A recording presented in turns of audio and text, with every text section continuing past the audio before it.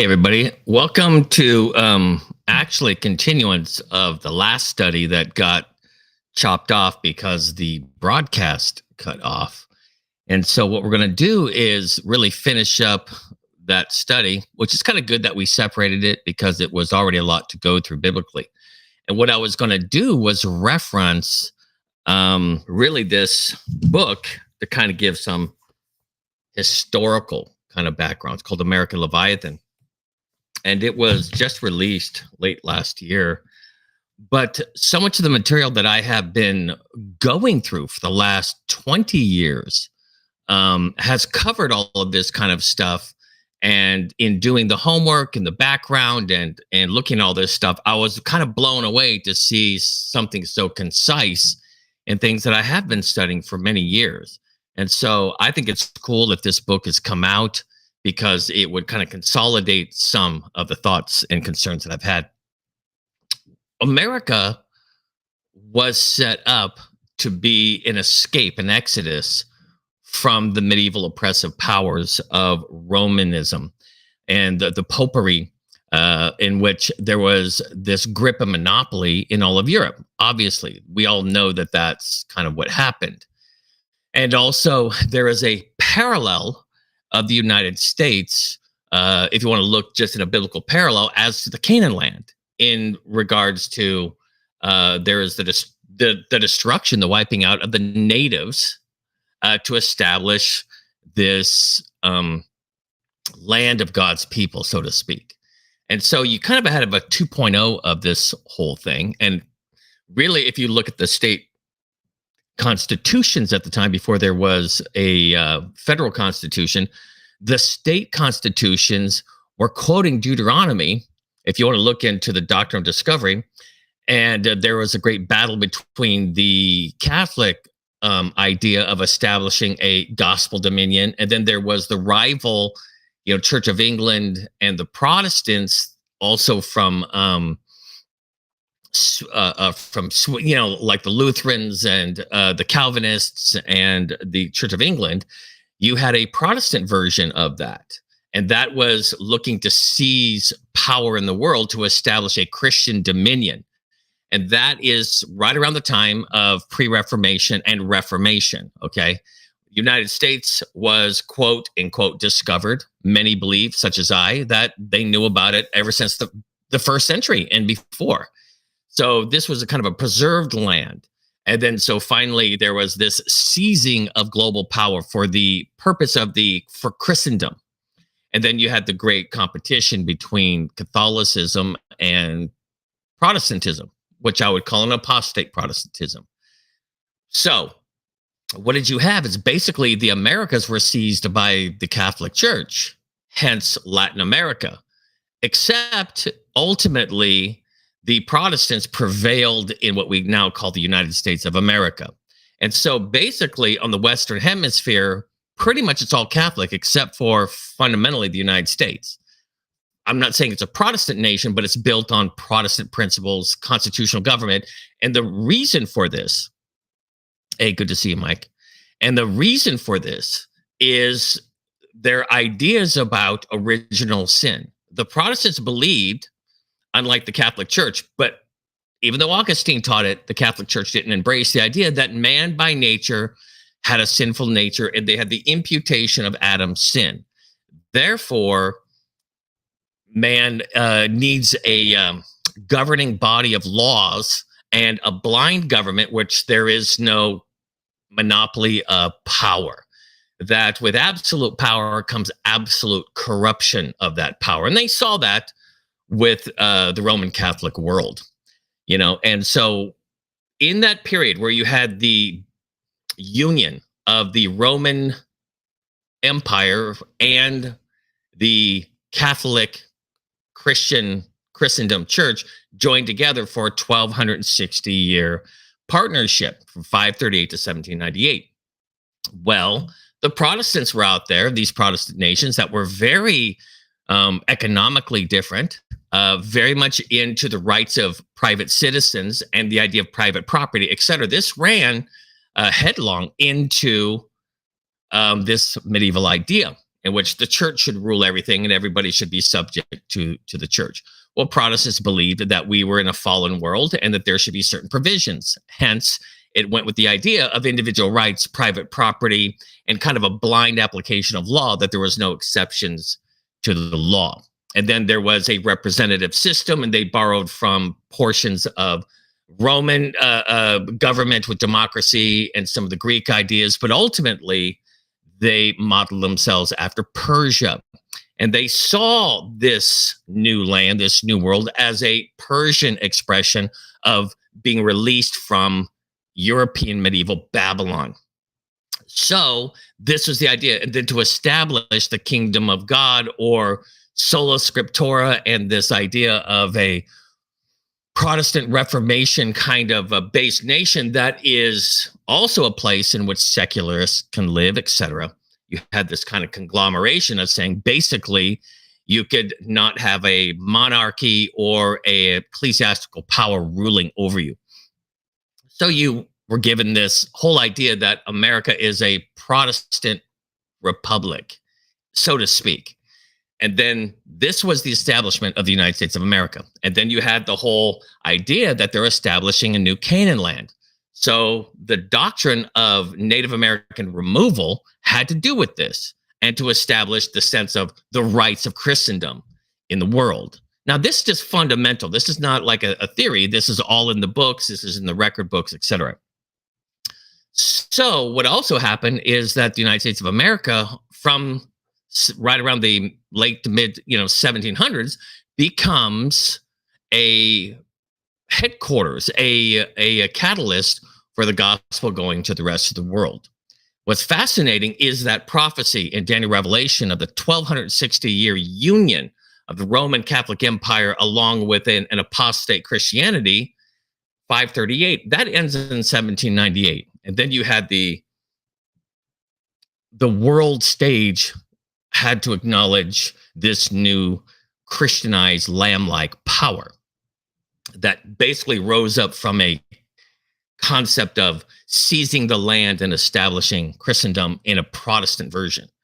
I'm taking you back through this so you can understand that with the Industrial Revolution and the concept of, okay, we need to free the slaves, that all men are creating equal. If we're going to create a Christian nation, we're going to have to make provisions for rights of people. And, we had this long history, the whole world had this history of slavery, to establish liberty and the freedom of all men.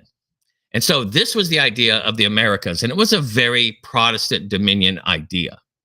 And then in the late 1700s, and then you had the cotton gin, and all of these ideas were coming out thinking, wow, God is really blessing us financially, economically, through trade, through, all of the various blessings of prosperity, that there became this unrivaled power called the United States of America, through manufacturing and industry and its influence all over the world. And it's kind of its moral high ground, its moral authority that it took, that it was a liberating creature.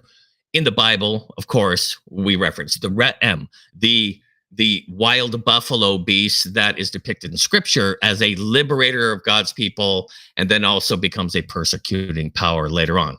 In the King James, it's called the unicorn, but if you look at it in the Hebrew, it's called the Ret-em, and it is a two-horned lamb-like beast that becomes a wild buffalo. Very interesting how that easily coincides with the symbolism of the United States.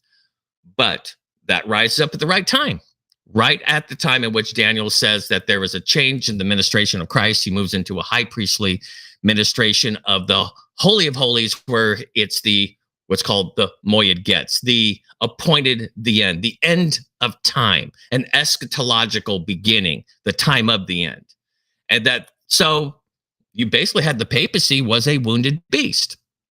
Revelation says that there's a, quote, beast power that's wounded, an amalgamated Leviathan.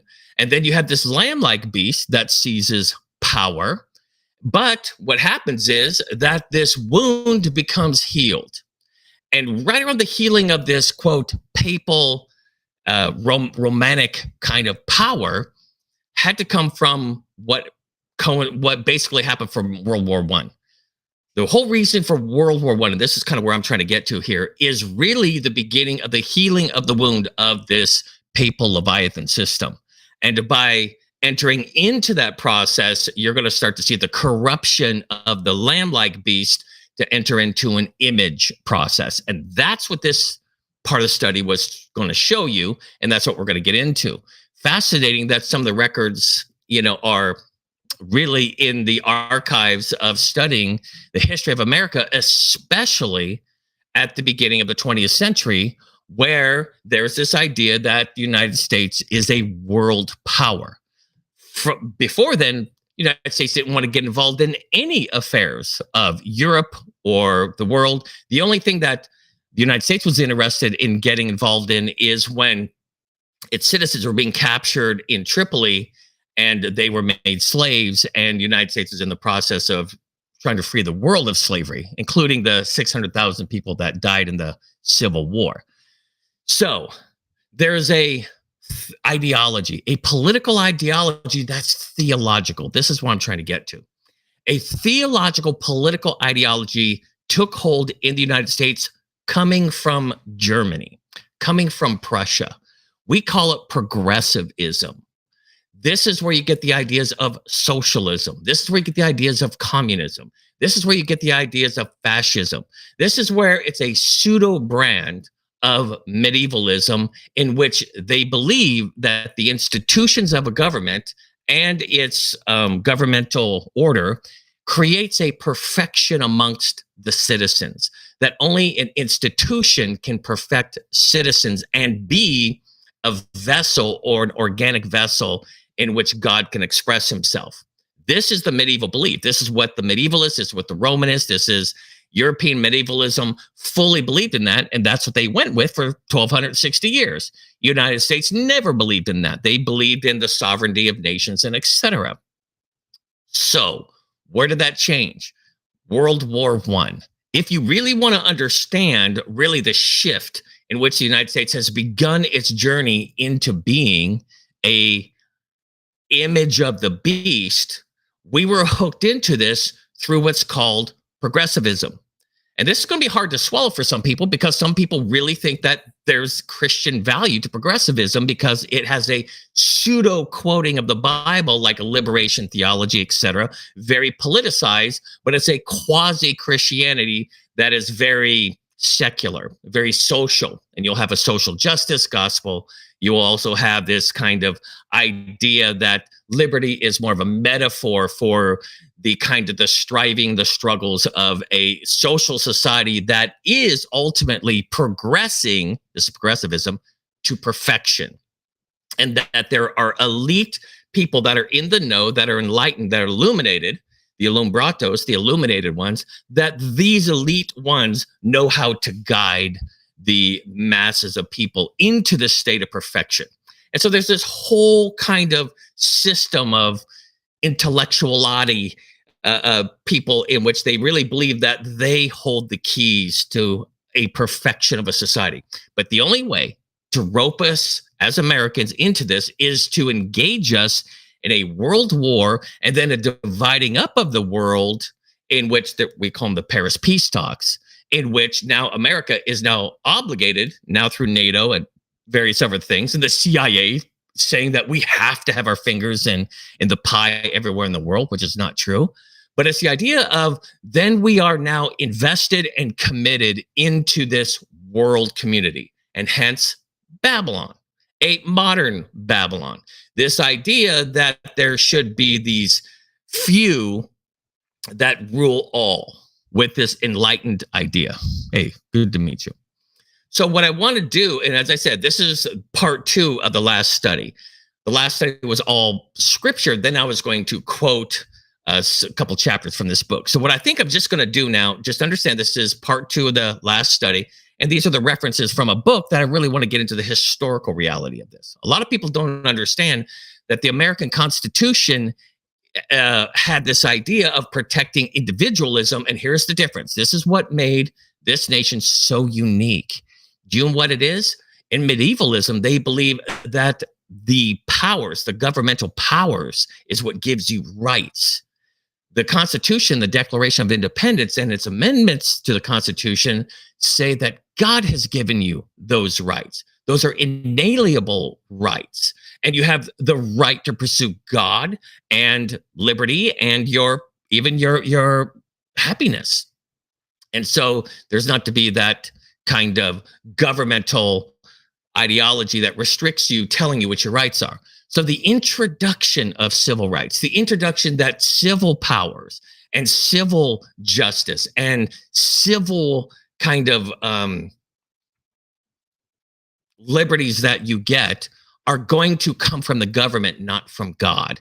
So in this progressive idea coming out of Prussia, coming out of Heidelberg, coming out of the German kind of towns in which Protestantism in the Reformation was thoroughly defeated by the Jesuits, and they overtook academia, they overtook the universities, they overtook a thing what's called sociology, where they overtook an idea and created this doctrine called political science, like it's a science. And so this idea of basically a bastardized kind of Protestant nation such as Germany, that was the very fatherland of the Reformation, becomes utterly defeated through the Counter-Reformation movement of what's called the Jesuits. And what they did is they took over all the academic institutions and the universities to teach a political, social, even an economic worldview that was from Rome. That got exported to the United States through this thing called progressivism. Hence, the rising up of socialism, of communism, all pseudo Book of Acts stuff, and fascism. That is the unity of corporations and the government, all thinking as one constituency, one idea. And that's pretty much what all rose up at the same time, right around World War I. And the idea or the purpose of World War I is to create a new world order, the order after the United States, which was the picture of a new Babylon, an image of Babylon. Many, many nations coming together and all living in this kind of harmonious, cooperative, but all different and unique in this kind of diversity and unity idea. And so this order was called the New World Order. And who got heavily involved in this? The churches. The very politically minded, politically motivated church believed that this was the way to bring the gospel to the world, was to rule through governmental authority, just like medieval Rome believed. So what I'm going to do is to kind of take you in some chapters of this book, and I want you to really look into kind of some of the things I'm talking about. So I said, this is a portion, this is the section that got cut off from the last study. So you're not going to see me go through a bunch of Bible verses when that's all I did in the first portion of it. And this was going to be some things I was going to share historically.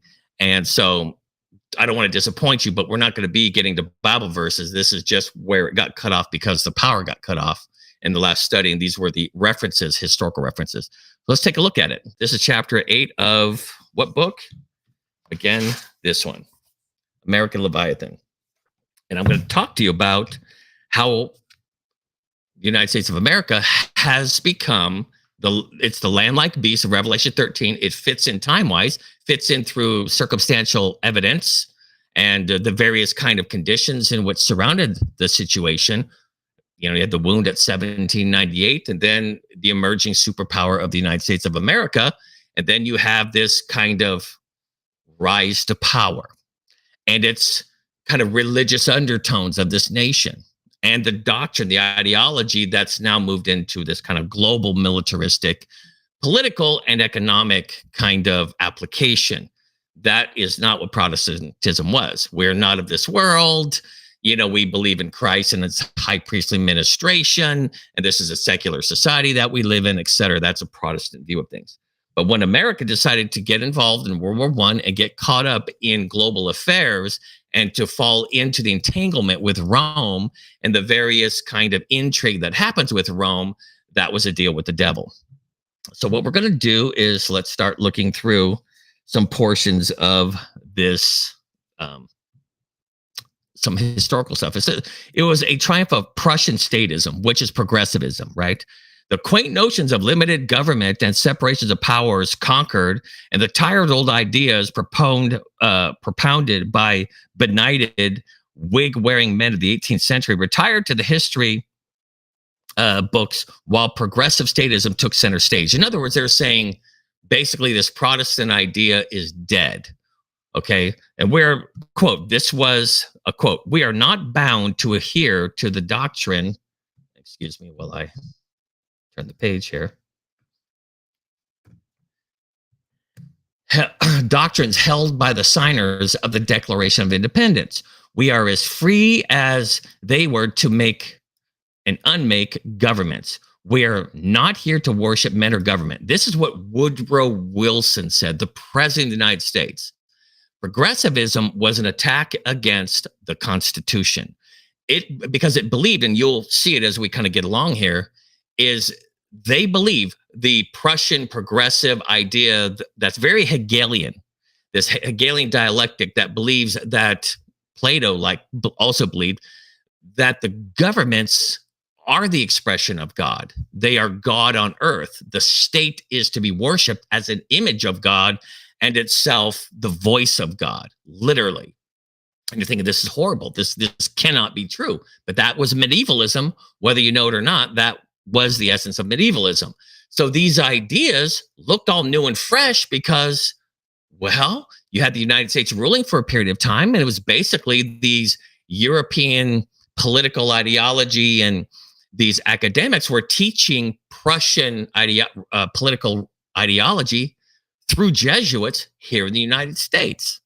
So you had even our own president, who was basically a white supremacist. I mean, he played the first movie in the White House, which is, the Ku Klux Klan movie of the Birth of a Nation, etc.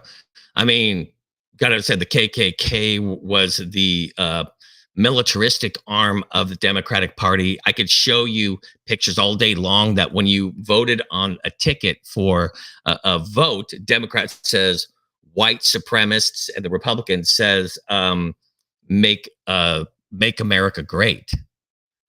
I could show you, this is what it was back in the first century. So Woodrow Wilson basically said that we are not here to worship men or document.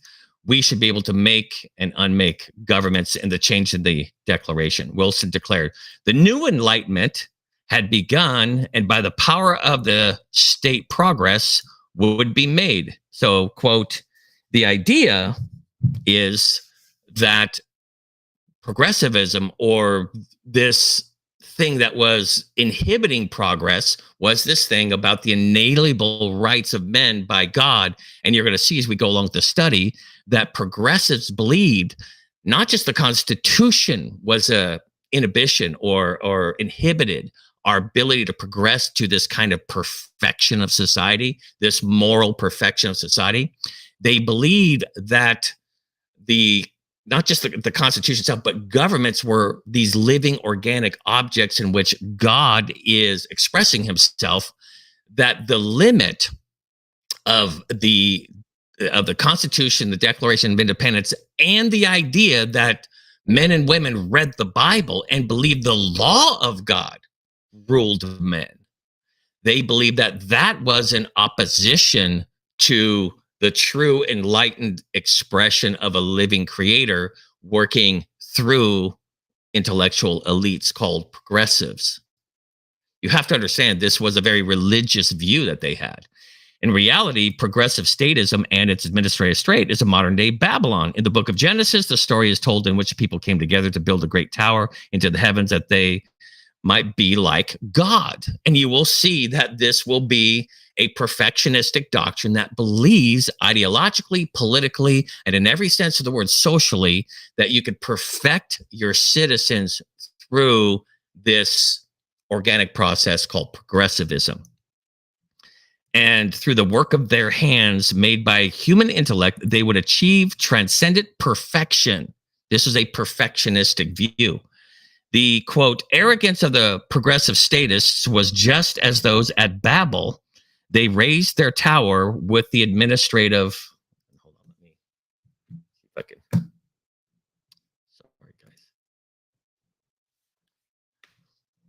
state firmly convinced that they would achieve the perfectibility of humanity. This was a perfection of society, quote, simultaneously when Christ moved to a holy place, to a holy of holy place ministration, in which he is there to prepare his people in reality for the coming of the kingdom of Christ. Well, Satan always has a parallel. He always has a counterfeit. He always has his kind of clap back to that. And that's what was happening in America through progressivism and what happened post World War I and our investment into this kind of global expression, in which you will see that we will start to behave just like medieval Rome did. And you'll see this alliance coming together as the 20th century moves on.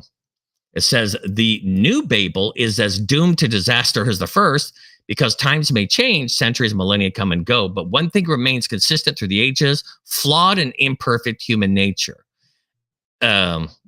Efficiency via applied science with human progress achieved by an all-powerful state filled with an educated elite was a religion to the progressive statists.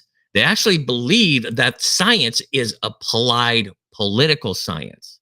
The applied sciences of body politic and humanity, and this Platonic idea in which they could perfect the, quote, corporate humanity through this concept of ruling through government. So the state becomes God, just like Rome. Rome really believed that the emperor and the state were all really God in a God manifestation.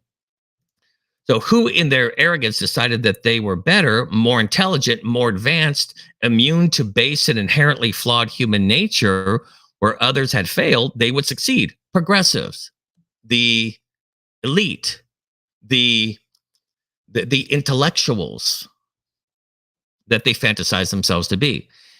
As you saw with like Davos, and you see with the World Economic Forum, as you see amongst like the political like elitists that teach progressive doctrine in universities. And it was, as C.S. Lewis described it, chronological snobbery, the critical acceptance, intellectual climate upon which our own age and the assumption that whatever has gone out of date is on that account is discredited. In other words, they believe that they are at the cutting edge of the divine mind, and that through progressivism, as they institute socialism, communism, and fascism, and this kind of model as a neo-medievalism, that they can be the ones which can create the perfectibility of society. Progressive statists trust themselves implicitly, in which they allow them to defy the wisdom of the ages and of the founders. In other words, they're going to defy the founders of the United States and say that the Constitution, the Declaration of Independence, is an obsolete document, and that it is a dead document, etc. It's like how the Catholics see the Bible. It's an old, passé, dead document, and they don't believe in scripture, solus scriptura. They believe that that's the scripture identifies the church, and the church is the second person of the Godhead. Well, you see this being played out in what's called progressive statism and their view of human nature. This allowed them to smash and destroy the machinery of the republic, which was built on the foundation of a belief of what? An imperfect human nature, that there has to be a government that has lady justice, blind, and it's just obedience to law, that you cannot read the hearts and minds of men. Unlike the Inquisition, that really believed that these spiritual leaders in the ecclesiastical body and the magisterium, that they were the prophetic mind that could read the hearts of men, and that they were here to judge on earth, that they were to be as cherubim on earth to judge the minds, the hearts, the thought, the intent of human beings. And see how that worked out. Wasn't super cool, was it? So, quote, the author says, as I wrote in Restoring Our Republic, the machinery of the Republic, the Protestant republicanism that constituted the United States, with its separation and diffusion of power to keep from any accumulation of power, was that many, such as Alexander Hamilton and James Madison, views as the greatest protection of individuals. In other words, not to over consolidate power to this one elitist lockstep conformity mentality. Basic God-given rights. If government power was not consolidated but diffused, it would be much harder for government to abuse those God-given rights. That's why you have those that are strict constitutionalists that believe in the Declaration of Independence, that believe in the amendments, that believe in, the foundation of America was a very kind of, we just came out of the grip of a 1260-year oppression of this idea that state and ecclesiastical powers create the mind and the hands and the body of God himself. And they saw the psychoses, the oppression, the destruction, the dilapidation, the decadence, and the abuses. And so they're saying, hey, listen, fallen nature, humanity, what we need as like the machinery of external constraints and just fundamentally law and justice, and no assumption of, and no sense that a special family or, quote, the right of kings has the a power to rule in some kind of a unchecked fashion that's above the law. Nobody above the law. So the weaker the government power, the less the threat to rights and the greater the flourishing of freedom. That is the essence of the free American republic. A radical notion at the time that individual freedom and the protection of inherent natural rights are the ultimate purpose of government. That God has given you rights. He created you from the dust of the ground. We came from the loins of Adam. That it's not governments that made human beings, and they don't have that ultimate power of a creator or a redeemer. But you will see in progressivism, which is basically neo-medievalism, they do believe that they have the power in life and death in this way. That's why Hamilton was initially adamantly opposed to the enumerated Bill of Rights as opposed by George Mason, for fear that spelling out those rights would in fact limit how expansive they were understood to be. In other words, if you spelled out the Bill of Rights, they would say it only means that, and everything else is up for grabs. So he was kind of nervous because they thought that there was a thing called common sense, that we would know that all men are free as long as you are not hurting other people and violating other people. Basically, that would be the interpretation of the Bill of Rights, God-given rights. Better by far, in Hamilton's thinking, to build a government that would never have the strength or the power to destroy the rights or to enumerate the powers given to government. What was then expressly granted to government was the line drawn as to how far government might go. The rest of the rights that exist were assumed to remain vested in each individual. In other words, a lot of the Civil War really came from the idea that the people in the South were not defending slavery for the most part. The people that were fighting fundamentally didn't own slaves. What they believed they were fighting for, I listened to an interview of an old recording back in the 1920s of a guy who fought in the Civil War, and he says, slaves, we weren't fighting for slaves. We were fighting for the state power, that we believe that this was a federal overreach because everyone was dealing with slavery. Everyone was knowing that we're getting rid of slavery because of the technology that was there in harvesting. It was inefficient, it was wrong, and that this was a complicated dismantling of that. So in their minds, they believed that they were fighting more for the independence of state autonomy than really fighting for slaves. That wasn't, in their mind, why they signed up to fight. So an appreciation of the philosophy of decentralized constitutional government and the limitation of its powers as constructed by its founders is central to understanding progressive statists. In other words, they're against all that. They're against your God-given rights. They're against the fact that you have individual rights, and you'll see they're against the fact that you even have private property. And that's why the whole kind of war against private property in medieval times, there was no private property. Basically, it was all about the church seizing power through the state to fundamentally be a steward of all property, that no men owned property, and yet they would be happy. They would lease from the church and from the state, but they would never own anything. Does that sound familiar?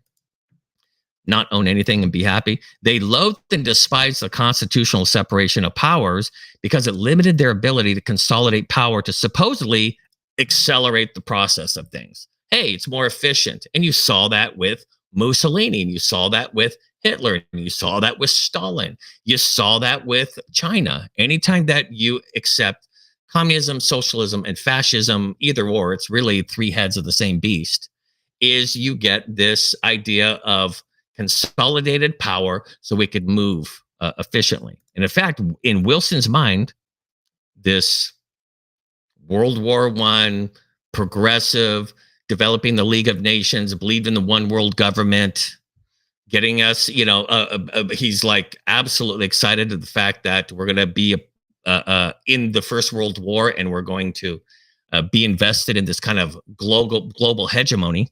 The separation of powers, in Wilson's mind, was a defect of the Constitution. So let's hear his quote. It is manifestly a radical defect in our federal system that it parcels out power and confuses responsibility as it does. In other words, it's a clumsy process to have the separation of powers of the Congress, the Senate, and the powers of the executive power, that you can't get things done fast enough. And it was for the blockade of any monopoly of power. The main purpose of the Convention of 1787 seems to have been to accomplish this grievous mistake. In other words, Wilson, this progressive, believed this was a huge mistake. We should have never hamstrung ourselves and created these limits upon ourselves. We need to go back to a neo-medieval system. Wilson appears conveniently bewildered by the exact point of the machinery of the Republic. You have to understand, they saw Protestant republicanism is more of a machine that was a thing, a non-living thing that was modernistic, a moderna, a sense of order that is kind of machinery-like. They believed that they were the mind of God, that they would govern according to a deistic kind of revelation of what human beings really need. And you will see that this is the exact thinking of Babylon. This is the exact thinking of the image of Daniel 2, and it runs all the way through, down through the toes, and into, unfortunately, it corrupts the lamb-like beast into this, what you're seeing here, the speaking of a dragon. It's speaking like Lucifer. It's speaking like Rome. It's speaking like the papal power. It's speaking like Babylon. Okay? Instead, arguing that the founders' ideas of the machinery of the Republic were outdated, it was time to accept that government was not a machine, but a living thing. And this is what progressive all believe, that they are part of the living mind of God, and their purpose is to perfect society into a utopian age. Living political constitutions must be Darwinian in structure and practice, because they believed Darwin's idea, the select races, the preferred races, they believed were progressing into an enlightened place, into an ultimate perfection. Progressivism is a progress and a march into perfection. So they believed it was Darwinian. That was the state science. And any science that opposed Darwinianism was against this political science of progressivism. Are you starting to see the connection a little bit? All of that progressive ask or desire is permission in an era when development, evolution is the scientific word, that's follow the science, to interpret the Constitution according to Darwinian principle. All they ask is recognition of the fact that a nation is a living thing and not a machine. See, Protestantism was protecting against the fallen human nature, that there needs to be this objective constraints upon it, because where you have the seizing of power is where you're also going to have susceptibility to corruption. That was the Tower of Babel. Okay, I read on. So the founders, of course, knew the American Republic would grow, times would change, And that is why they put in place the amendment process. So there was a certain amount of, okay, we can make some certain adjustments, but it has to be with the original idea in mind, still preserving the rights of uh, of your citizens, that they have God-given rights, which was not a quick enough fix for progressive statists who wanted progress now. And so they would do anything to demand it, to insist upon it, including, are you ready for this? Provoke and initiate wars. That's why you'll see this. The Democrats are really big on this whole war thing and getting into wars and getting involved with global wars. This is what will move this along in this Hegelian idea, who wanted the state and its consolidated powers now, because that's why everything, and that's the beginning of the Emergencies Act, the war on poverty, the war on terrorism, the war, this whole idea of the endless Emergencies Act that suspend the normal process. And that's what progressive came up with. A constant emergency act, just like somebody who's trying to manipulate you in a relationship. Everything's an emergency and it's to move along their agenda. Everything that somebody wants to manipulate out of a situation creates an emergency. And because the rules are suspended in an emergency, you get to go ahead and move along. Okay, here we go. Powers now was, I want you to understand this part though. These progressive statists, right, want a power now. They consolidate its powers now because the state was salvation, and salvation must be had now. They really believed they had salvific power. Even this progressive justice system that lets people go into society when they've committed these horrific crimes, they believed that it was an act of redemption, an act of forgiveness, an act of the power to exercise atonement and forgiveness. That's what progressives believe. It's in their doctrine. You have to understand. And they actually believe that if you were underprivileged or if you're in minority status or whatever else, that you automatically, through your impoverished trials and struggles, that you are automatically a more righteous person. And therefore, to be an elite person, a progressive elite, that you have to exercise mercy upon them. So you don't get real justice, do you? And you'll see how the laws have basically, through the DA and through the various judges who believe in this progressive statism, believe in releasing criminals like early and like, you know, and no bond. And, you know, like, it's really weird. They're going, well, why are they doing this? They're creating chaos. But they actually believe that the government is a living organism for atonement. It's, believe it or not, it's very like inquisitional in the mind of a progressive. Tearing apart the republic's separation of powers, which protected inherent and fundamental rights, was in the minds of progressive statists the only way to solve government inefficiency. So they just need to tear apart the republic. That's what it says. They need to destroy the machine.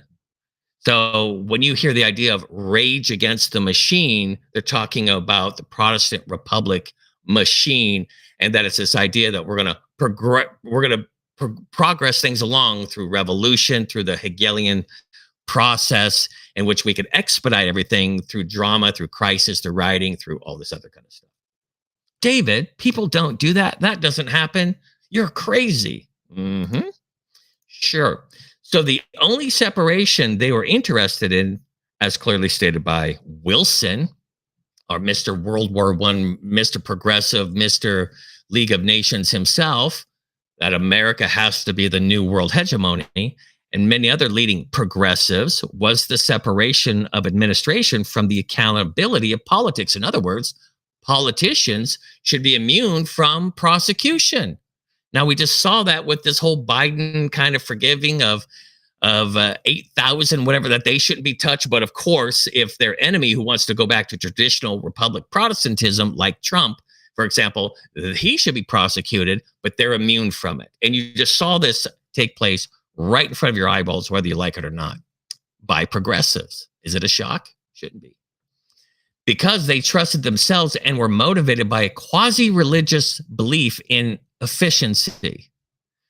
In other words, the government is there to take care of the entirety of the population, and that they actually believe, Anyone who's a Protestant, everyone who believes this is a republic, believes that the government is the least efficient way to meet the needs of people. These people believe that the government is the most efficient by taking taxpayer money and directly giving it to what we would call these ridiculous kind of petitions or requests, but they would give it as if we could just give it to people based upon our good nature, that we're good people in power and we care like a mother cares for their child. We care. We're going to hand them money.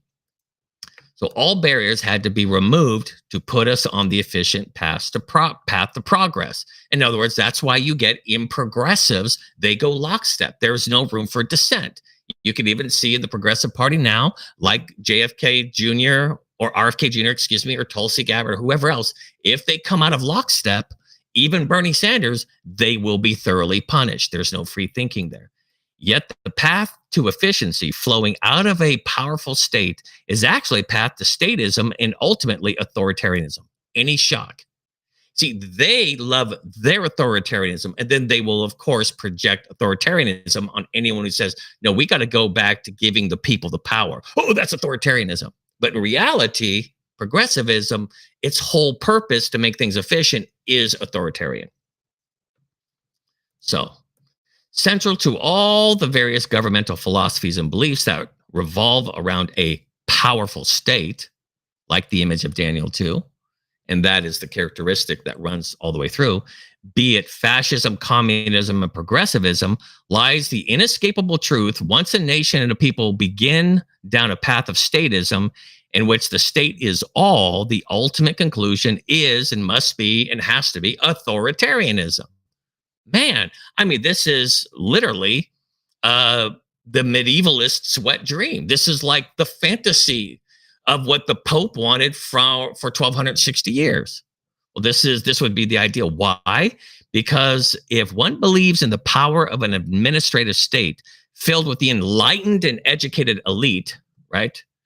The intellectualities, to achieve progress, eventually anyone who questions or doubts or tries to prevent such progress, such as conservatives, such as Christians who believe in the right that God grants us, not governmental or civil rights, who doubts or tries to prevent such progress, is ultimately treated as the enemy of the state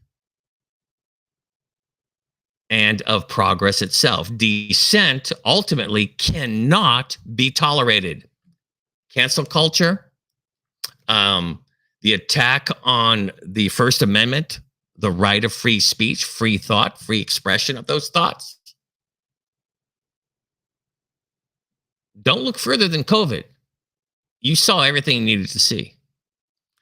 Progressive statists knew that they were doing and yet still did it because they truly believed that they were more enlightened.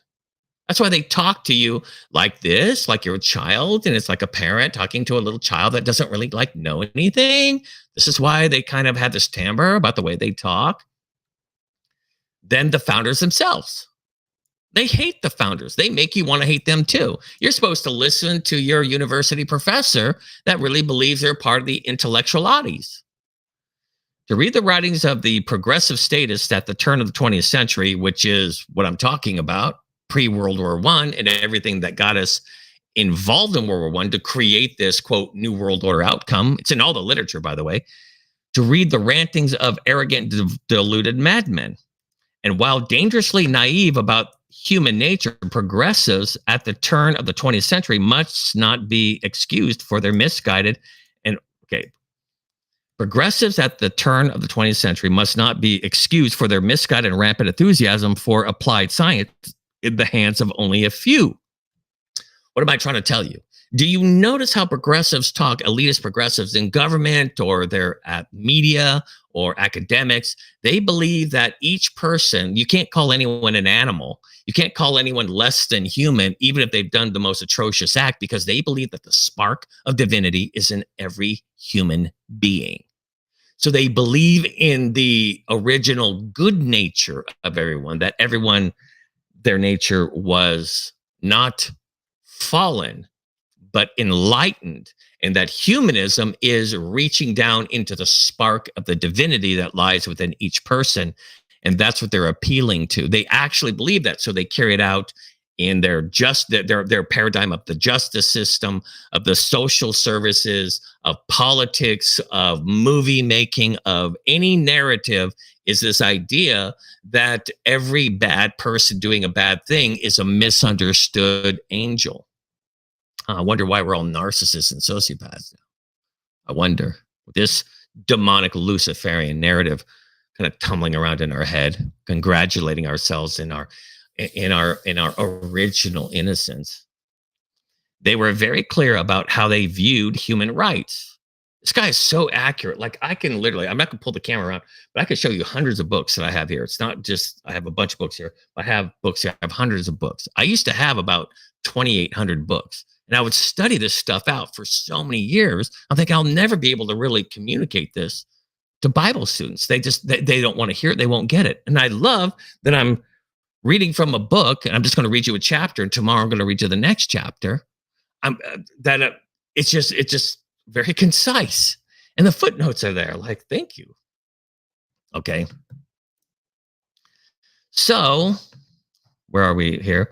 And while dangerously naive, right? They're naive about human nature, so that they believe that applied science, and this is what they mean by follow the science, including the whole herd mentality and COVID and not questioning science, et cetera. They call that science, but it's political science. It's the science of humanism, of believing that humanity has a divine spark, but we have to draw it out through crises, through manufactured crises. They actually believe all this stuff. They don't have a problem with that.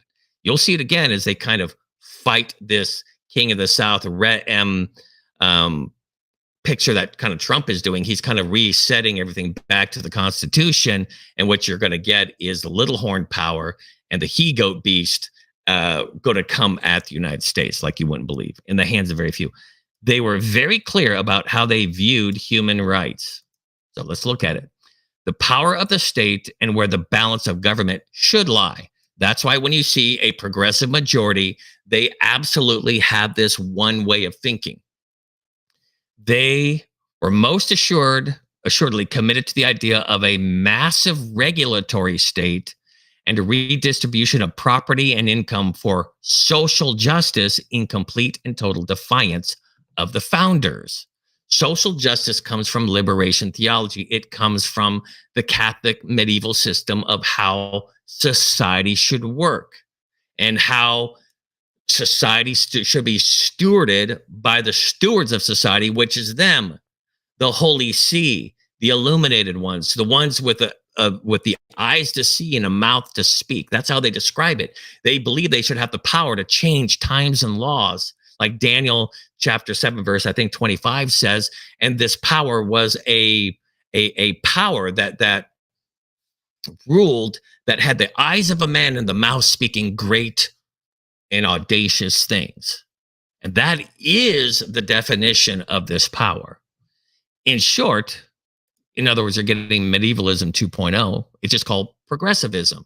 And it came from the Jesuits that defeated Germany and exported these ideas into our academic institutions through the universities here that were Jesuit run, like Georgetown, et cetera, and all the political science where all of our politicians came out of. And in Columbia University, et cetera. In short, they knew exactly what they were doing. Take, for example, Theodore Roosevelt. Here we go. On private property. This is where we got into World War I, and then Wilson, these were hand in hand. And his belief that no one was entitled to property unless society deemed it beneficial. This is straight out of the dogma and of the encyclicals and the bulls of Rome. This is exactly how they ruled for 1,260 years. This was the yoke that the Protestants were trying to cast off. And now we are finding ourselves marching headlong and in lockstep right into the lake of fire of new popery. Now understand that the founders believed that, as Madison wrote, as man is said to have a right to his property, he may be equally said to have a property in his rights. In the founders' thinking, Every American had a right to actual property, such as land, homes, guns, etc. That's why the revolution was fought, because of what? The Fourth Amendment, and which is talking about this unlawful search and seizure and the confiscation of property, and basically saying you have no rights. The state have rights. And the idea that there are sheriffs and that there are law authorities that were set up in America to protect people's property rights, saying you can go this far, no further. You don't have a right to dismiss my ability to have a safe ground. That's why you had the right to bear arms, is to protect your property, and in the sense to protect the idea of private property and the sense of sovereignty. And tyranny was the idea of breaking all of that down, and that they could come in and they could basically impeach all of these horrible ideas and tell you that the state is an all-knowing, powerful God, and you have no personal rights. These people were coming out of 1,260 years of this insanity. And the prophecy was saying that in America, there will be a clash of the king of the north and the king of the south. The king of the south is the United States of America, the ram beast, the quote, the Persian Cyrus beast. And then it's going to fight against the papal beast, the king of the north, that's looking to, quote, go to war with the sanctuary, go to war with the saints, and to ultimately destroy this kind of protective climate that the king of the south has for the people of God. And the king of the north is so you will see this kind of right now, you're seeing the ram push up against the he goat, and he's going to succeed for a while. But if you go back to Daniel 11, you will see that this will be short lived. This is the pushing of a Cyrus, like Trump is kind of doing. He's definitely playing up the Cyrus role here. And then you're going to see that there's going to be great prosperity and great pushback and great Christian kind of revivalism. But you're going to see the pushback of the he goat and this Azazel scapegoat, little horn power that is going to ultimately break the United States of America, the king of the south, and its power. And then you will see that the lamb will become an image and then enforce the changing of the times and laws that the papal he goat Romanish global power will insist upon after it breaks the two-horned power of the United States. David, you're crazy. You don't know what you're talking about. You're a wild man. I got it. So here we go.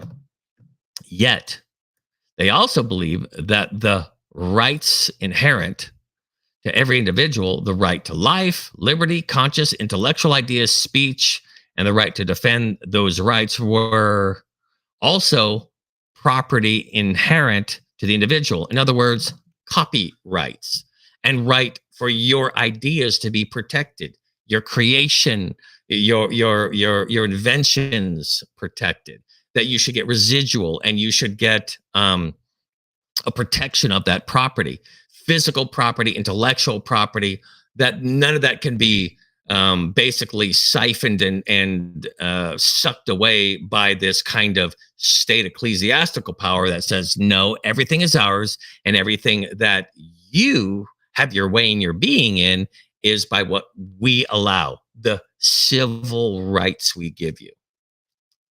So you have no individual or God-given rights. This is progressivism. This is medievalism being basically sheep dipped and disguising itself of what we call progressivism. And believe me, the Roman Catholic Church has a very Christian-like appearance, and it was under the guise of spreading Christendom all over the world.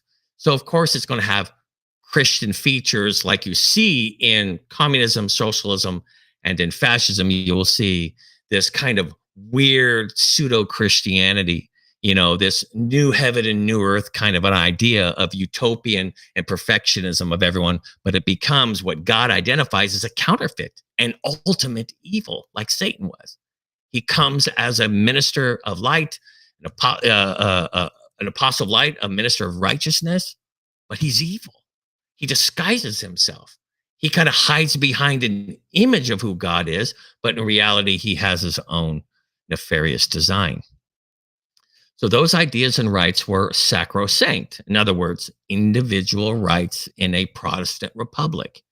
If you were to read the writings of Ellen G. White or anything else, you will see that she talks about America was founded on a Protestant republic, and that the attack and the national apostasy will be through this process of attacking the Constitution and the law of God through this neo-medieval new dark ages coming in. And it's not different. Everyone keeps looking at the conservative Christians, and they're not even looking at how this has been happening ever since right around 1915 in full like speed. By the time it happens to be the year she died.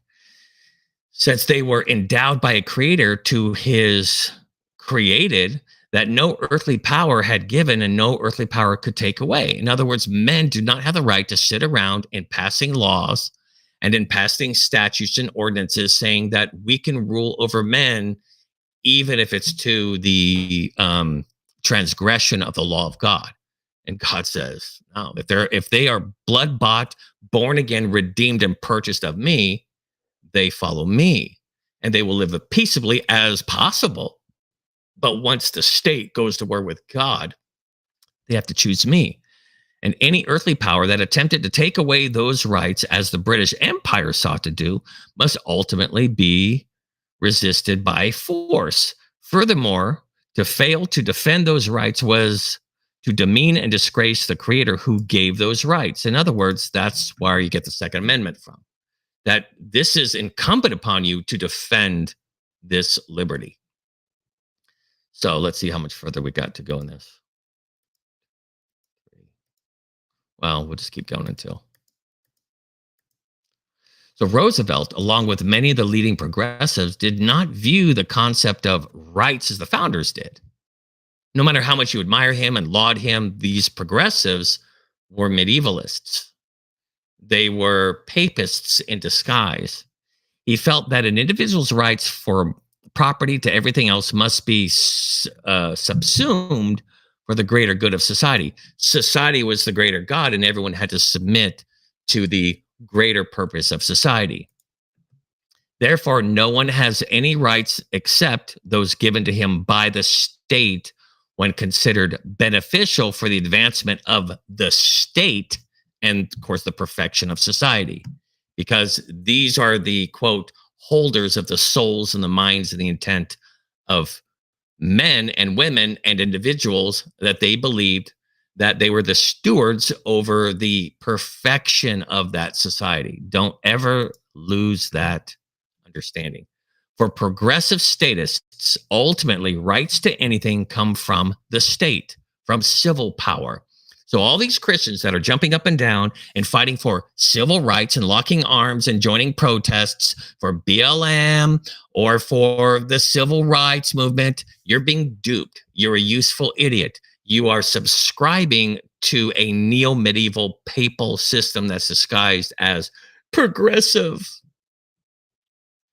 If one claims individual rights in defiance of state actions, in other words, a Protestant idea, and you say, hey, wait, but I have individual rights of state actions, it throws the proverbial monkey wrench into the gears of the efficient government. If millions or even tens of millions were to claim their inherent rights, Protestant republicanism, it would limit the advancement of progress. Now remember, the progress is progress to perfection. The idea of Catholicism is perfection. A lot of people don't understand that.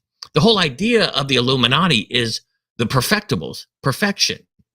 The whole idea of Plato is the perfection of society. The whole idea of Hinduism is the ultimate process of finally gaining a perfect society, an enlightened, perfect society. All the secret societies believed, all Eastern mythical societies believed in perfection of society. So don't think that you're one of the good guys because you believe in perfection. Therefore, hence, innately, you're on the good guy side because you believe in perfection. You don't believe anyone else does. Wrong. Only Protestants believe that you're perfect by faith in wholeness or holiness or laying a hold of somebody else's perfection, that you are but the dust of the ground, that you are but nothing, and Christ is your everything, and you can only see yourself as a condemned sinner in yourself. that the spark of divinity is not who you are. You are mortal and you are sinful by nature. And even though you are not sinning, you're still condemnable. Therefore, your only hope to life and righteousness and entering into the utopian society is through faith in your advocate that resides at the right hand of God, mediating for you in the temple above. Now, that's called Protestantism. That is almost completely been completely rejected and utterly dismantled and dismissed in the Protestant world. And in the world of those who supposedly keep the commandments of God and have the faith in Jesus and have the testimony of Jesus and the spirit of prophecy, they themselves are losing Protestant ideas. That's supposed to be the bastion of Protestantism. For a rational society to be achieved in progressive status thinking, it is in fact selfish and detrimental to society to claim individual rights. Who are you to have individual rights? You see, this is a pseudo Day of Atonement in which they believe in the collective perfection of the Israeli or the God's people society. So Frank Goodnow, another key progressive status, was like Roosevelt, also a student of John Burgess at Columbia, where you get Columbia University, where you get all your political scientists and your politicians coming out of that in Georgetown. He would become the first president of the American Political Science Association and eventually the president of Johns Hopkins University. It was Goodnow who really put flesh to the bones of Wilson's idea of administration by engineering via administrative law, a science of administration separated from the limits of constitutional government. In other words, the science that progressives are talking about has nothing to do with laboratory science. It has to do with body politic, the science of statism, the science of moving towards the perfection of a society. You see that in Plato's ideas. He really believes, and that's where Roman Catholicism, they took their structure from Aristotle, which is Plato, and the idea of creating this children of God kind of world, in which they believe it's through progress of what is called they call it in Plato, where he does this whole poisoning and make better, making sick and then making well. This idea in which through that process there comes the culling of people and the perfecting of society. It's how you kind of create hybrid cattle, this type of idea. So emphasis at it. So Goodnow, like almost every progressive statist, was fascinated by European political system, particularly Germany's. Hello. How do you think Protestantism was ultimately defeated in Germany? Why did all the world wars start out of Germany? Why was Germany being punished over and over and over like a Old Testament latrine area? Because it was the home of what Rome calls the ultimate catalyst of rebellion, Luther. And so from there, they thought to poison any Protestant idea, they were going to base it as a total act of conquest and dominion, just like Christ is going to create a new heaven and new earth on earth, where there was the ultimate, sacrilege, which was the murder of God in the flesh. And God's going to use this place as a place for him to rule from. This will be his footstool. This is the greatest place of defeat, and this will become the place in which God shows his dominion by ruling over the place in which there was great loss and great defeat. Well, the Roman Catholic Church thinks the same way about Germany, okay, and the 95 Theses and Protestantism. So Germany is where you basically had the counter Reformation movement and the anti-Protestantism, where they created the Jesuits, and it was an intellectual war. It was an ideological war. It was a theological war. It was a worldview war. And they took over all the academics and basically have turned political science into one giant mega medieval 2.0. So, John Hopkins. Okay. So Goodnow, fascinated by Europe. Okay, here we go. By Germany. According to him, the rights which an individual possess are, it is believed, conferred upon him not by his creator. This is what progressives believe. It's very playbook, it's doctrine, it's ideas, but rather by the society to which it belongs. What they are is to be determined by the legislative authority. This is why Congress is so hardcore, the bastion of this stuff, in view of the needs of society. Social expediency, that's why the purse is in the Congress, the power of money and of distribution of various kind of special interests, rather than natural right, is thus to determine the sphere of individual freedom and action. In other words, hey, listen, we don't believe in the individual rights. We are here to look at society and then to be the stewards and the managers of it. For good now, in all progressives, the ideas of natural rights, together with just associations and social compact between human beings to protect those natural rights, need to be done away with. That's why they actually study constitutional law, not to be in conformity to the Constitution. Progressives take constitutional law as a way to deconstruct and to find loopholes and ways to invert the Constitution. A belief in natural rights, the protection of them, in fact, limit the size and scope of the state, which is exactly what the founders intended. The founders wanted to inhibit and retard and restrict because they saw what Rome did. They saw what the papacy did. They saw what Babylon and Medo Persia and Greece and Rome and the image in Daniel did as an image to the Tower of Babel. So these fundamental ideas needed to be attacked. The Constitution, the Bill of Rights, diminished and discarded. This document, this protective Protestant republicanism document, needs to be diminished, attacked, discarded. And a lot of people aren't seeing where this is coming from. They keep looking at conservatives and saying, oh, this is Christian nationalism, da, da, da. And they're completely missing everything that's happening from the papal kind of influence that's coming through progressives. Goodnow fleshed out this idea in his lecture, The American Conception of Liberty. So let's see how we can attack it, where he stated that while there is no justification in fact for this social contract theory, in other words, where we're free people, it's more libertarian, where we believe that, hey, listen, I have my liberties, you have your liberties, and we're going to be the social contract to not violate those liberties. Now, if so, then we're going to have to be dealt with because there's an objective system of law that we're going to be subject to. But for the most part, we're free creatures to obey God. And this doctrine of natural rights, their acceptance by thinking men, did nevertheless have an important influence upon the development and thought in the way upon which actual conditions of human life. For Goodnow, those ideas and the men who believed them were all wrong. They're wrong.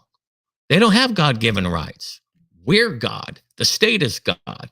We're the mind of God. We're the channels in which God reflects his progressive thinking. We are, quote, this is the emergent idea that God is this ahead of us, and he's thinking in a forward way, and that everything that preceded is passé. There's no room for it. So what if God once believed that this was ethical? He changes his ethics because God is in a constant state of flux, a constant state of ever growing perfection himself, and he's taking humanity with him on this journey. For those ideas and the men who believed them were all wrong. He also included in his lecture, in the true progressive statist thinking, his reason for why individualism based off natural rights must be done away with efficiency. And here's his quote: social efficiency probably owes more to the common realization of social duties than to the general insistence of privileges based upon individual rights. In other words, you have a duty. You have a duty to serve the state, to do the will of the institutions. Progressivism. See, if you want to say that, well, don't conservatives think that way too? No, that's called neoconservatives. It's just them referring to the progressive way of thinking, but they're calling themselves neocons. They have joined this progressive bus. They've joined up with the march into hell. For progressives, it is in fact selfish to insist on and demand individual and natural rights given by God. Mary Parker Follett, another influential progressive statist at the turn of the 20th century, right around the reasons why we got into World War I, likewise wrote, if my true self is the group self, you see, the collectivism that you see, that you're identified in group think and in group identity and in coming together in a kind of a group identity. Listen to this. If my true self is the group self, collectivism, then my only rights are those which membership in a group gives me, civil rights. That's why they all think in lockstep. That's why you don't see any deviation or the severe punishment of it. They actually believe that they are this organic body of the mind and the will of God. That's why they have all the self-righteousness. I don't know if you can see it yet, but it's there. Ask for God to open your eyes if you just can't see it yet, but it's there. The old idea of natural rights postulated the particularists individual. We know now that no such person exists. Thus, men can have no rights apart from society, from the civil allowance of rights, or independent of society or against society. The truth of the whole matter is that our only concern with rights is not to protect them, but to create them. Are you understanding that civil rights and social justice is a trap and a march into the idea that the state is God? I hope you're starting to pick this up. Let me see here how we are. Wow. Okay, there we go. All right, we'll get there, guys. So one chapter at a time. So, the theory of natural rights given by a creator, out of which flow a republican system of government to protect those rights, was anathema to progressive statists because it limited them in almost every way. If government was meant to protect rights and to take none of them away and was limited in its size and scope, then they could never achieve the massive administrative state, the institution of the mind of God, which I touch on in one of my videos called institutional pantheism. That's why they believe they are as gods and that they're above the law and that they know the mind of God better than you. And that's why they talk down to you and they use the term folks. Folks is the idea of like folklore. You are a mythical group of people and you are less than them. They are the true illuminated beings. They really see themselves. It's kind of like how fallen angels see themselves. Thus, where basic rights come from had to be questioned and redefined. Who are you to have rights given by God when we are the reality of God on earth?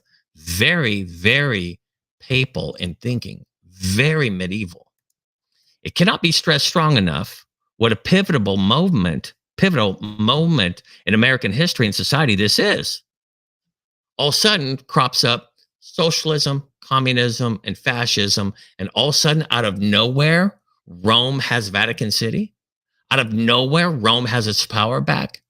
Post World War I, and after the Roaring '20s, you have Rome gets into power. America goes into a Great Depression. We're thrown into a Great Depression, and then we are now re-engaged in a Second World War, in which we are fully now committed to the Roman status of the Vatican, where its wound was healed. You'll see. You might not see it now. You'll come back to this video later, and you'll see. So this pivotal moment in American history, right around this World War I era, for the founders, the very reason government existed was to protect individual God-given and inherent rights and take them not away. So, right. This was a big deal. America was a big deal that it established Protestant republicanism. They constructed the machinery of the republic to reflect that belief. That is the entire basis of the American republic. It was Protestant republicanism. It was constitutional. It was Bill of Rights. It was that there were God given rights. And it wasn't granted by the state. The state was to be held like a wild animal, to be chained in a cage. Progressivism is the opening of that cage and the unchaining of that wild beast, one of the indescribable beast of Daniel chapter 7. The progressive statists rejected that aim. They hated what America stood for.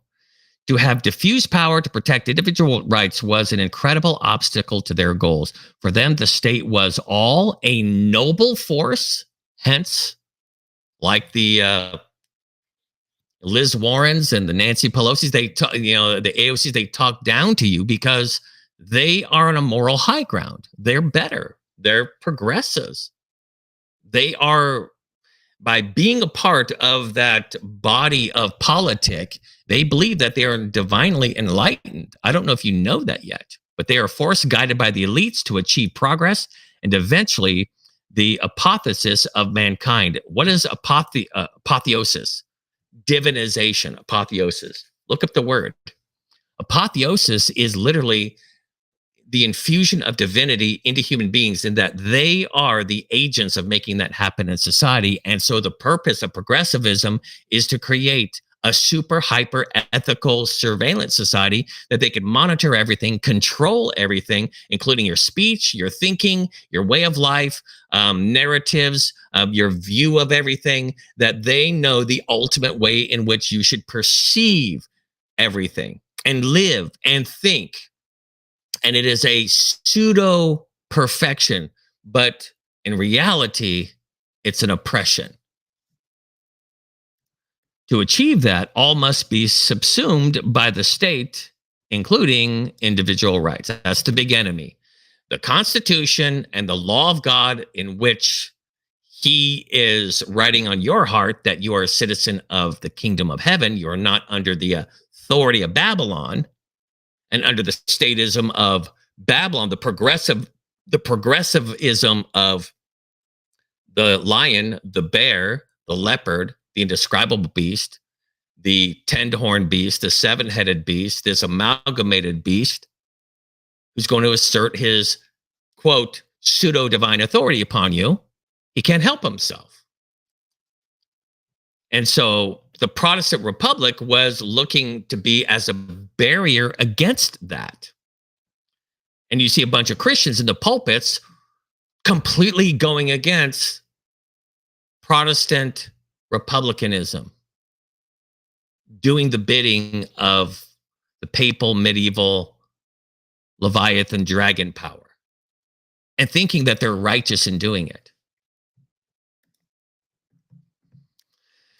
Because of that view of rights, progressives strongly advocate for redistribution and were Orwellian in their definition of property. In other words, you should not have your own personal space in which you could say, this is the circle and you can't come in. When the early progressives said that they wanted to dismantle capitalism, that's why in every movie, in every streaming service, and in every book, and in every professor, the big evil is capitalism. It happens to be the very thing that liberated people from the grip in which the papacy made everyone poor. Everyone had to live in these hamlets and villages and be peasants and to come under a lord. Don't you see what capitalism did? It liberated people to literally to become, which the Catholic Church believes is, well, they're just basing it on greed and selfishness. How evil. We were controlling the people to be more humble and more perfect. So capitalism is the great evil because it's based on greed and it's based upon, the pursuit of selfishness. And so, hey, God says, well, I can use some of that as a way of kind of keeping this other greater evil at bay. The full spectrum dominance of the papal system in Babylon is an ultimate evil, but it comes in with this moral, ethical kind of narrative. Dismantle capitalism and eviscerate private property rights. We should believe them. And they've always been, quote, they've always been socialists and anti-capitalists. Now, this is where I get into the New World Order and Samuel Zane Batten and etc. And he worked with this person here. Finally, we're going to get into, and I hope you don't cut out now because this is super important how we're going to finish this up. This is where you get the term the New World Order. This is where you get Christianity has infused itself as quasi Protestants, but have joined themselves to this world order that is political, that is social, that is economic, that is the distribution of goods, and it is very churchy. And basically, the American churches started to apostatize and to go into this whole social gospel. Oh man, look how Satan. Listen, the lights are trying to go out right now. They almost went out. If it goes out when they come back, I'll do another thing.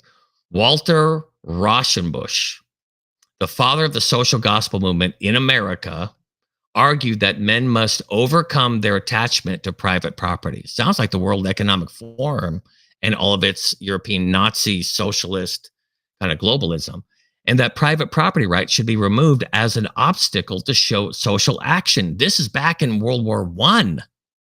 This is Walter like Rauschenbusch and Samuel Zane Batten, and where the term the New World Order came from is these guys.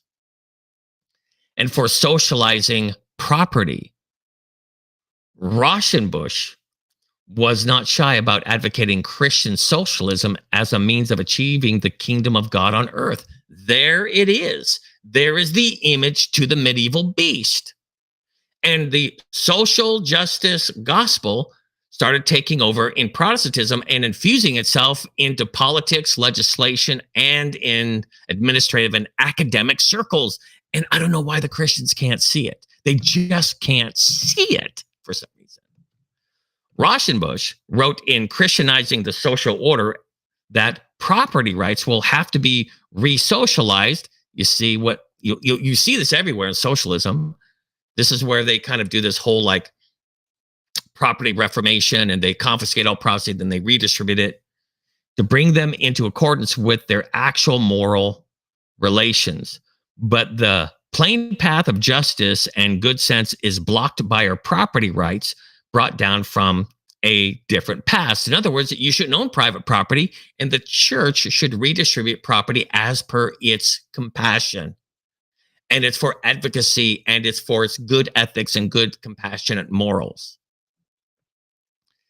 Exactly from the playbook of medieval Rome, exactly the quasi-pseudo-Christianity that Rome ruled for 1,260 years. There's a reason why God puts that in a negative light in Scripture as an oppressive power, but coming off as a Christian power. He continued, society has rights even in the most purely private. In other words, society rules over privacy, property. Neither religion, nor ethics, nor law recognizes such a thing as absolute private property rights. You shouldn't have the ability to protect yourself. You shouldn't have your own personal rights. You should be able, for the good of society, and it's deism, its sense of becoming deity in the perfecting of you and being the instrument of deifying you, that you should not have the sovereignty of self-possession.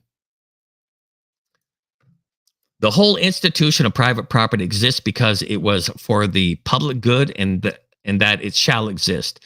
If in any particular becomes dangerous to the public welfare, it must cease. In other words, if the good-minded pseudo-Christians in administrative positions in politics deem you to not have legitimate reasons for the good of society to have your property, it should be confiscated. He wrote towards the end of the work that the resocializing of property is the essential part of Christianizing of the social order. Protestant, Baptist, these were people, but they were sounding more and more like John Henry Newman, who was a Protestant who did his march to Rome. All of a sudden, he starts taking on Romanish ideas in a political social order, and he starts redefining even Christianity itself.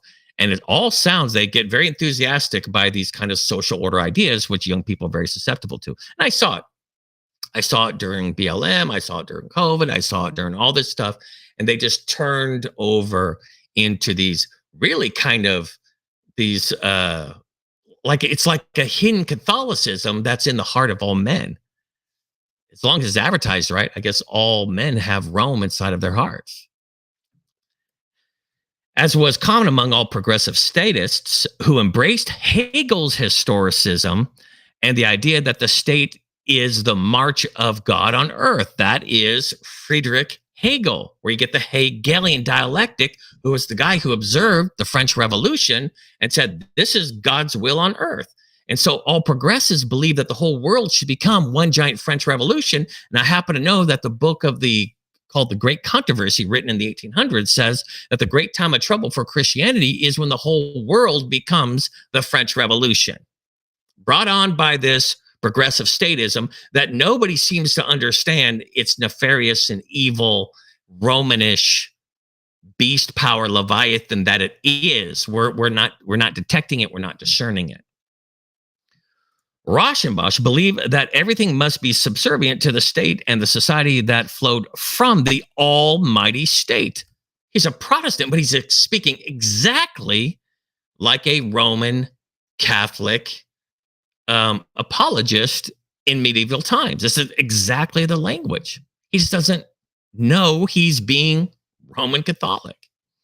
Individualism and private property had to be left behind so that the America could advance to a bright and glorious future, a lamb-like beast that speaks as a dragon. What makes Rauschenbusch's social gospel even more troubling is his cloaking of statism and authoritarianism in the veneer of Christianity. Welcome to medievalism 2.0, the Dark Ages 2.0. Now, this is right here is where you're seeing the land-like beast now becoming an image of the papal medieval ruling power of dark Europeanism. As though anyone who resisted his social gospel, boy, it's cloaked in something very compassionate and very caring, very empathetic, was in fact not truly an enlightened Christian. What Rauschenbusch and other social gospel adherents, remember, this is World War I people who believed in this whole kind of global mania, this enthusiasm that we could spread the gospel through a geopolitical process, just like Rome thought, for Christendom's sake. Adherents did was elevate the state over God. But there could only be one creator and giver of inherent rights, and it is most assuredly not the state. Herbert Crowley, coming from a more atheistic view, that Rauschenbusch arrived at the same conclusions regarding property because of his central belief shared with Rauschenbusch in the goodness and power of the state. So even atheists could agree with this. This is why it's going to not be something that atheists are against, or social justice gospelers believe, or the social gospel, or the apostate Protestantism of the do-gooders, of the progressives, and all in the name of this kind of liberation theology. They can all agree together. You don't even have to believe in God. They all believe in the same thing. He wrote that this is an atheist, by the way, talking about Rauschenbusch and the, quote, social gospel, that the automatic fulfillment of the American national promise is to be abandoned precisely because the traditional American confidence in individual freedom has resulted in a morally and socially undesirable distribution of wealth. So Americanism is bad because of capitalism, and that the distribution of wealth cannot be controlled like it was when the state and the church were one. So he says, no problem. As an atheist, I think that Americanism should be crushed. He then argued that centralized state could redistribute wealth on a national scale. Do you see what's going? This is all the way back in World War I, you guys.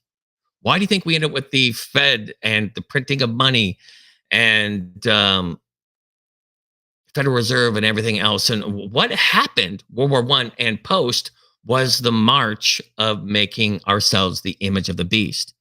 And progressivism and the pseudo Christianity that it's entangled with is alive and well. And we are now marching into the Ram, King of the South beast, is now pushing back, trying to bring everything back to the original form of 1776.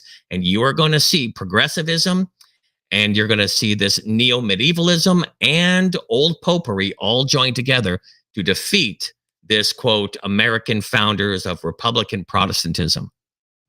David, you crazy. You don't know what you're talking about. You're a madman, David. Okay, let's see. Let's kind of check out what's going to be happening and what is happening. Quote, this is, again, more quoting of this atheist, in becoming responsible for the subordination of the individual to the demand of the dominant and constructive national purpose, the American state will be, in effect, be making itself responsible for a morally and socially desirable distribution of wealth. You will own nothing and you'll be happy because we're going to take care of you. With such ideas expressed so bluntly by a man considered to be a godfather and engineer of the progressive statist movement, it is foolish to ignore Crowley's clearly stated goals if its dreams of an administrative state are fully and completely realized. This is the battle today. And we're going to be rounding our, we're just about done. Other progressives reinforce the theme of redistribution. This is all medievalism. This is all dusted off Dark Ages popery stuff that's now has a sheep dip and a baptism, and it's all supposedly this new movement in America, but it was designed to turn America into an apostate Protestant nation, a pseudo-Christianity, a Catholic Church that is linked up with governmental world power 2.0, but Protestant version through progressives, through the social justice gospel. Make no mistake about it. Even in all the name of progress, right? All in the name of progress. Now remember, New World Order, Samuel Zane Batten, Rauschenbusch, all of them pushing their whole kind of idea in a social justice gospel. And it was when the liberation theology was really going crazy, and through Latin America, and they're all joining together in this kind of Jesuit Latin Americas, and then Protestant that is thinking of social justice just like the liberation theologians back in the Latin Catholic circles and Jesuitism. They're all thinking the same thing, but one is Catholic and one is an apostate Protestant pseudo-Christianity. This is Rome.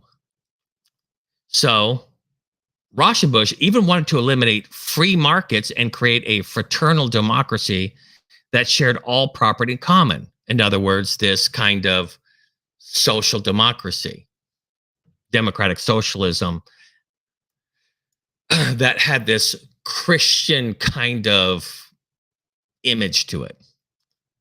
This is because, like all other statists, progressives have always believed in the collective over the individual. As Thomas Leonard writes, for progressives, the United States was an organic, evolved, and singular entity, just like Plato, just like Rome, just like the papacy, just like the medieval church for 1260 years. And we think this is a good idea now as American Protestants to take the playbook of medieval Rome, and that somehow this is not an image to the beast. It's fascinating that we're so blind. So an evolved singular entity, a social organism. The social organism subordinated its constituent individuals, no individualism, and its health, welfare, and morals trumped the individual's rights and liberties. Progressive statists, from the very beginning, have always sought, and this is the end of the chapter, to have the state subsume individual rights and perhaps give some back if it is merited, but only in the state's mind as civil rights. It is a civil right. It is not a God given right. Okay, that's it for this study. The next, here, I'll show you. The next one, because I was going to read 2 chapters, I'll read Leviathan Rises, and we'll get into that. That's the reference historically, the application of what the previous study was in Leviathan and Daniel 11 is talking about. And this is now tracking this whole process as it's taking place now. So tomorrow, I hope to go ahead and to read this other chapter to you so you could kind of see what's really happening around you. I see Christians and supposed watchmen on the wall, they're getting it all wrong. They're so focused and so worried about those that are evangelicals and they believe in the, in individual rights and that, and we should protect our Constitution. They actually think they're the apostasy. Ironically, most of Christendom is following this other line and not realizing that in their self-righteousness and in their moral superiority and in their idea that they're ethically better than everyone else because of their deep merited compassion, that they couldn't possibly be the bad guys. But ironically, Satan is really good at flipping our sense of self-righteousness and our social righteousness that we could toot our horn and literally in some egotistical look at meism that we could somehow show everyone, look how thoughtful and loving, compassionate. Look at what I stand for. Look, I've got a blue check mark against my name. Look, I'm on the good guy team. And this has always been a trap. It was a trap for the Pharisees. It was a trap for the Sadducees. It was a trap for the priests. It was a trap for the scribes. It was a trap for all the first century sectarians and all the groups that were all together there. They all saw themselves as the righteous people, and they all participated in the crucifixion of Christ when he came in an advent to be received by his people. And that's exactly what's happening today. Self-righteousness is ruling and reigning, and this worship of institutionalism and this idea that you have to subject yourself to the elite intellectualities is a seduction, and it's a serpent hanging between heaven and earth. It is a dragon that could fly in the midst of heaven, seducing you into this pseudo-Christian authoritarianism. Don't be fooled.